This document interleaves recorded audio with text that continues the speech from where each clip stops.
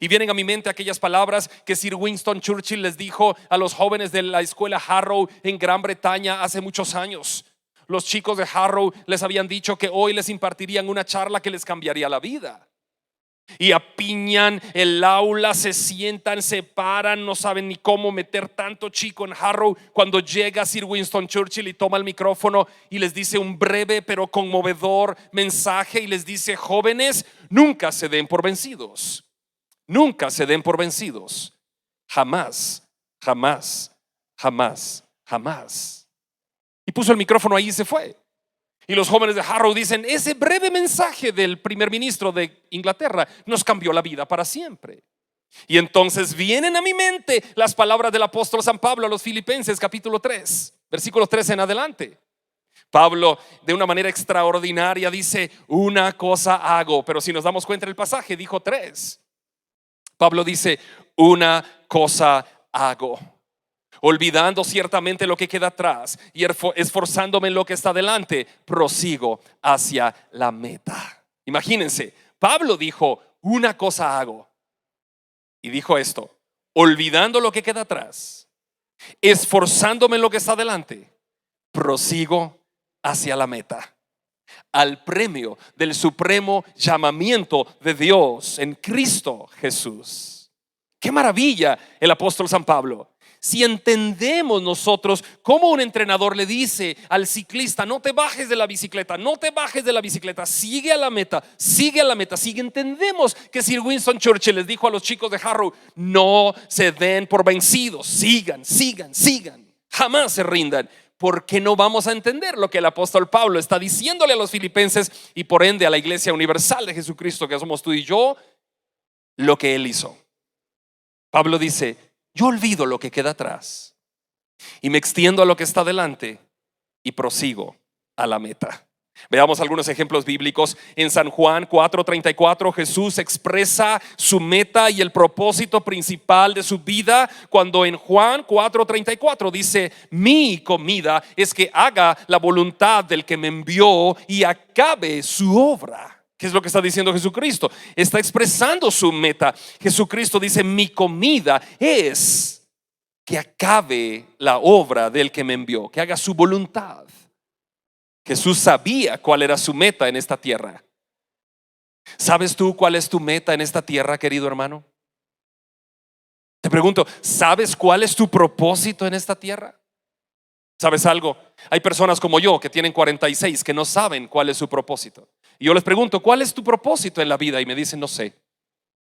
Y eso no está mal si tú no lo sabes, porque quizá no te has puesto a pensar en eso. Pero a partir de este mensaje, no te permitas no saber cuál es tu propósito en la vida. ¿Cuál es tu propósito? Hay gente que llega a una edad adulta, 70, 75, 80 años, y no saben cuál fue su propósito en la vida o cuál es. Y hay chicos muy jovencitos que desde temprana edad descubren el propósito de su vida y se enfocan en eso. ¿Sabes dónde radica el éxito o el fracaso de un ser humano? Punto 1. Si el ser humano entregó su vida a Cristo, si se rinde a su señorío, está garantizado el paso fundamental en el camino hacia ser un ser humano que cumple los propósitos y las metas. Primero, entregar tu vida a Cristo. Y segundo, descubrir cuál es el propósito de tu vida y enfocarte allí. Eso es todo. Si la vida es fácil, la vida no es difícil. Nosotros la complicamos, pero la vida no es difícil. Había un político por ahí y él tenía una frase, no sé si es de él o él la copió, pero yo la voy a utilizar. Decía: hay varios días que son extraordinarios en la vida de un ser humano. Cuando el ser humano nace, pasa de estar en el vientre a estar en el ambiente. Cuando el ser humano se gradúa de la universidad, qué lindo, ahora ya es profesional. Cuando el ser humano se casa, deja de estar en casa de sus papás y se va a casa de su esposa o su esposo. Pero hay un día, decía, que es espectacular, y es el día cuando el ser humano descubre para qué nació. Ese día, dijo, le cambia la vida a la gente. Pablo sabía cuál era su propósito en la vida. Jesús sabía cuál era su propósito en la vida. Jesucristo en San Juan 9:4 dice: me es necesario hacer las obras del que me envió, entre tanto que el día dura. La noche viene cuando nadie puede trabajar. ¿De qué está hablando Jesucristo? De propósito. En Juan 4:34, ¿de qué habló Jesucristo? De propósito. Dice, mi comida es que haga la voluntad del que me envió. Y en Juan 9:4, me es necesario hacer las obras del que me envió. Jesucristo sabía a qué había venido a esta tierra. Jesucristo desde el inicio supo que había venido como hombre, Dios encarnado, a abrir sus brazos en la cruz para derramar su sangre por ti y por mí. Él sabía que el propósito era ser sacrificado en esa cruz para que tú y yo tuviéramos salvación. Y Él nunca se desvió de ese propósito, jamás. El apóstol Pablo expresa su meta. Una cosa hago, dice Pablo: olvido lo que queda atrás y me extiendo a lo que está delante y prosigo a la meta. ¿Y cuál era la meta de Pablo? ¿Cuál era la meta? Ser hallado en Cristo Jesús. Ser hallado en Cristo y disfrutar del poder de su resurrección. ¿Sabes? Muchas veces nosotros en la vida caminamos sin metas. Y las metas seculares, las metas terrenales son buenas porque nos ayudan a enfocar nuestra mente en esta tierra. Pero la meta principal es la celestial, es la espiritual. Pero hablemos un poco de las metas terrenales para que comprendamos el ejemplo de la meta espiritual. Así como te hablé del ciclista, así como te hablé de Sir Winston Churchill, hablemos de ti. ¿Cuáles son tus metas terrenales en la vida? Sabes, hay personas que me dicen, ay, Andri, yo no tengo metas. Mire, yo vivo mi día a día, lo que Dios quiera darme. Y le digo yo a la gente, ¿sabes? Estás viviendo como si yo me tomo una camioneta en la Roosevelt y tú me dices, Andri, ¿a dónde va? No sé, a donde el chofer quiera llevarme. No sé ni siquiera dónde va la camioneta, ni siquiera le vi el rótulo, solo me subí. Hay gente que vive su vida así. Hay gente que vive su vida así. Está viviendo y no sabe a dónde se dirige. ¿Cuáles son tus metas? ¿Cuál es tu propósito? Sí, yo sé que ahora tienes ese buen empleo. Sí, yo sé que ahora tienes ese buen negocio. Sí, yo sé que ahora no tienes empleo. Sí, yo sé que ahora tienes esto que tienes. Pero ¿cuál es tu meta? ¿Cuál es tu propósito? Si tú vives tu vida sin metas, recuerda, entonces ya llegaste. Si yo me subo a la camioneta en la Roosevelt y no sé a dónde voy, me puedo bajar en Tecpan, me puedo bajar en Chimaltenango, me puedo bajar en Zumpango, en Santa María de Cauqué, donde quiera que yo quiera me bajo y ya llegué, porque no sabía a dónde iba. Como no sé a dónde voy, ya me bajo, pues adiós. Querido, ¿a dónde vas con tu vida? ¿A dónde vas con tu vida? ¿Cuáles son los propósitos que tú tienes? Ahora, dejemos del ejemplo humano, porque solo lo puse para que comprendamos la meta espiritual. ¿Cómo comprendemos la meta espiritual? Hagamos 3 conceptos que el apóstol Pablo mencionó. Punto número 1, olvida lo que queda atrás. Queridos, ¿sabes por qué los seres humanos no avanzamos en la vida cristiana? ¿Saben por qué los seres humanos no avanzamos en la vida espiritual? No logramos desarrollar más conocimiento de las escrituras. No logramos estar más cerca del corazón de Dios. No logramos tener esa relación que quisiéramos con nuestro Padre Celestial, porque no hemos olvidado lo que queda atrás. Y el apóstol Pablo, él había sido perseguidor de la iglesia. Él había asesinado cristianos. Él había estado cuidando el bolsón de Esteban. Me imagino a Esteban como estos chicos del sonido de la iglesia que vienen aquí con sus mochilas y cargando sus cámaras y computadoras. Yo imagino a Esteban con su mochila, saber qué cargaba allá adentro. Y Pablo le cuidó la mochila mientras lo apedreaban y le quitaban la vida. Y Pablo se gozaba porque estaba, según él, cumpliendo la ordenanza de Dios. ¿Cuánto asesinato vio Pablo? ¿Cuánta persecución le creó a la iglesia? ¿Cuánto dolor Pablo le creó al cuerpo de Cristo? Pero Dios tenía ese vaso llamado Pablo para utilizarlo para su reino eterno. Y sin Pablo, ni tú ni yo conociéramos de Jesucristo, porque Pablo fue el vaso que el Espíritu Santo usó para apóstol a los gentiles, para trasladarnos las escrituras a los gentiles. Pero Pablo, con todo lo que había vivido, con todos los asesinatos que había visto, con todas las persecuciones que había hecho a la iglesia, dijo Pablo, no, yo olvido lo que queda atrás. Punto número 1, querido. Descubre tu propósito en la vida cristiana, olvidando lo que queda atrás. Amén. Tú ya no puedes repetir el pasado. Ay, es que ¿para qué me casé con mi mujer? Ya te casaste. Sigue adelante. Es que no la puedo cambiar por 2 de a 25, pastor, la mía ya llegó a 50. No, sigue adelante. Es que ¿por qué estudié esa carrera? Si ya la estudiaste, ¿por qué te martirizas? Ya pasaste 7 años en la U. Tú no puedes volver el tiempo atrás.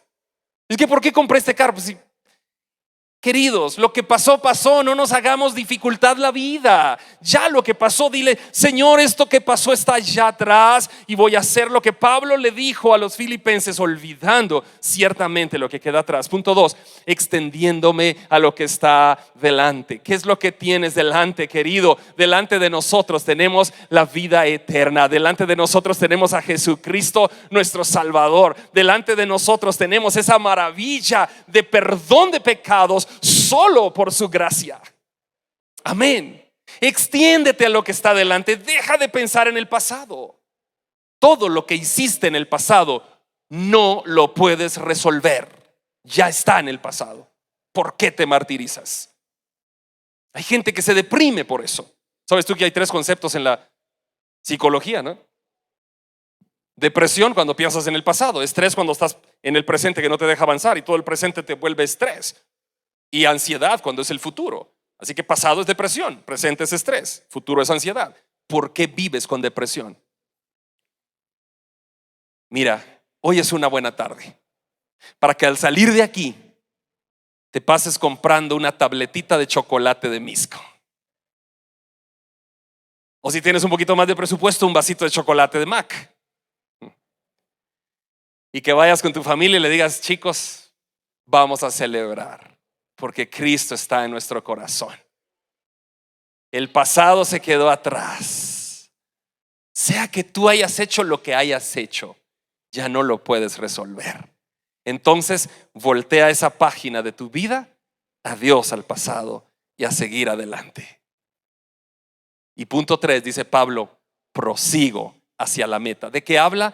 De un verbo en acción. Prosigo, prosigo, prosigo. Lo que Pablo dice es: nunca dejo de estar persiguiendo esa meta que es ser hallado en Cristo y experimentar el poder de su resurrección. Queridos, cuando esa es nuestra meta, entonces realmente estamos creciendo en la vida cristiana y realmente hemos descubierto el propósito principal de vida, que es vivir para Cristo Jesús. Amén. El propósito de vida es vivir para Cristo. Y yo no sabía que Esmirna iba a pasar hoy aquí a dar su testimonio. No lo sabía hasta esta mediodía que me contó y le dije: ¿quiere pasar a dar su testimonio? Pero yo hace unos años le dije: Señor, yo quiero renunciar de este lugar donde trabajo, porque no me siento a gusto. Y puse mi renuncia. Y le dije: Señor, tú me has dado la capacidad de hablar. Yo quisiera algún día ser pastor, pero pues ahora no puedo. No tengo ni el conocimiento. Solo ¿a qué me pararía? Hablar cosas de mi imaginación. Primero tengo que estudiar, tengo que comprometerme a esto, etcétera. Si bien yo he predicado desde jovencito en la iglesia donde mi papá pastoreaba, pero no tenía el conocimiento, la capacidad intelectual ni el estudio para ser pastor. Entonces dije: todavía no. Entonces, si renuncio, ¿qué hago? Ya sé, dije: con la capacidad que tú me diste, Señor, para hablar, voy a fundar una empresa de capacitación. Y en aquella época le conté a Esmirna Velázquez, la hermana que hoy pasó acá, y le dije: Esmirna, fíjese que estoy haciendo esto y esto y esto. Y Esmirna trabajaba en una compañía donde ahora regresa. Y un tiempo después que yo le cuento a ella, yo me pongo a orar y le digo: Señor, ayúdame, tú tienes el control de mi vida. Sin estrés, yo solo le dije: yo quiero renunciar y quiero dedicarme a algo, pero no sé a qué. Y descubrí que el propósito de mi vida estaba en la comunicación. Descubrí que yo había nacido para hablar primero las buenas noticias del evangelio y después para hablar, para decirles a otros cómo ir para adelante en la vida. Y descubrí, le dije, Señor, wow, yo nací con esta capacidad, con este propósito de comunicar. Yo tengo que aprovecharlo. Y recuerdo que la primera empresa que me contrata, Walmart. La segunda empresa era Canella S.A. Y allá la tercera empresa iba volando yo para Costa Rica, donde trabajaba Esmirna, en esa compañía. Y allá estaban todos los visitadores médicos de América Latina. Y yo, un jovencito, impartiéndoles una conferencia. Y después otra. Y después otra. Y yo decía, wow, qué maravilla. Pero ¿qué tienes que hacer? No te estreses, solo olvida el pasado. Dale una vuelta a la hoja y di, bueno, aquí se acabó el pasado, me extiendo a lo que está delante y voy a proseguir. Y voy a proseguir. Y en el nombre de Jesús voy a proseguir. Ahora, si estas metas materiales a ti te aclaran el panorama, pásalas a las metas espirituales. ¿Cuál es la meta espiritual? Ser hallado en Cristo y experimentar el poder de su resurrección. ¿Eso qué quiere decir? ¿Qué quiere decir ser hallado en Cristo? ¿Has perdido una moneda? Y la buscas por todas las bolsas que cargas y dices, no, es que yo la tenía, pero es que ya pedí el quetzal de tortillas y te da pena, pero al fin, ¡ay, ya la encontré! Hallé la moneda. Ser hallado en Cristo. ¿Qué quiere decir? Ser encontrado en Cristo y experimentar que el poder de su resurrección. Eso tiene dos connotaciones. Punto número 1, quiere decir que tienes que vivir tu vida feliz, disfrutando, sabiendo que en el día de tu muerte no quedará tu cuerpo para siempre en la tumba, sino que experimentarás el poder de la resurrección, que Cristo fue el primogénito, el primero de los que resucitaron. Y la otra connotación, que tú experimentarás el poder de la resurrección de una nueva vida interior con Cristo Jesús. ¿Cuántos de ustedes ya tienen esa nueva vida en Cristo Jesús? La nueva vida en Cristo es la resurrección de ese gozo sobrenatural. Ahora que estoy viendo a ustedes, veo a nuestra hermana Clarisa también, que recién ha abierto las puertas de una empresa para trabajar. ¿No es cierto, Clarisa? Y me contó hace un tiempecito, creo que un par de semanas, una semana, mi esposa, que Clarisa ya había conseguido eso. Pero bueno, ¿a qué me refiero? A que en la vida material nosotros perseguimos metas. Quiero este empleo, quiero esto, quiero aquello. Ahora, querido, ¿estás haciendo lo mismo con tu vida espiritual? La vida espiritual es lo más importante en el cristiano y en el no cristiano también. Lo que pasa es que el no cristiano no conoce a Jesucristo, pero la vida espiritual es lo más importante. Cuando tu espíritu está bien, todo lo demás funciona como un engranaje. Déjame contarte esta anécdota mientras le pido a mi querida pianista de Asaf que pase conmigo. Estaba yo el miércoles en la televisión, y tú sabes que trabajo ahí en lo secular. Y yo sentado en esta silla, me salí de un noticiero corriendo para el otro, y cuando llego al otro veo ahí a mi compañero Eric. Y Eric estaba ahí platicando, y yo le saludo con un puño como es en COVID, y le digo, vos Eric necesitas vacaciones, te veo estresado. Sí, ya tengo que tomar vacaciones, me dijo, pero no lo he podido hacer. Me dio la tablet que siempre nos dan para las noticias, y yo le recibí la tablet. Y él se fue. Y se fue al segundo nivel y me empezó a hablar porque él es el productor. Y nos guió en toda la emisión. Nos despedimos a las 8 de la noche. Y él se fue a casa y yo a la mía. Y a las 7 de la mañana que yo enciendo el teléfono, llamadas perdidas. Juanito, uno de nuestros miembros, me llamó. Yo les devuelvo la llamada. ¿Qué pasó? Falleció Eric. No, hombre. Sí, falleció. Si anoche estuvo con nosotros, muchachos, y él no estaba enfermo. No, pero falleció. ¿Pero y por qué? ¿En serio? ¿Sí? ¿Cuántos años tenía Eric? 55. Qué joven. ¿Sufría enfermedades? No. ¿Le había dado COVID como para que fuera una secuela? No. Solo falleció. En efecto, falleció. Ya no está en la tierra.